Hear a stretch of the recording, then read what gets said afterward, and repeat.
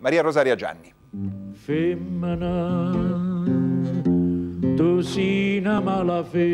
Una voce che sussurrava, evocativa e personalissima, una voce recitante da grande interprete, come Roberto Murolo, in effetti è stato delle più belle pagine della musica partenopea.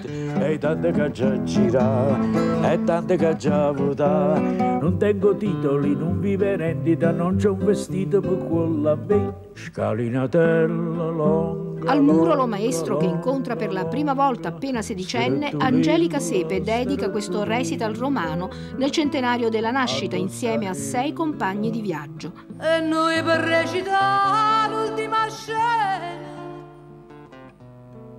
restammo mano in mano.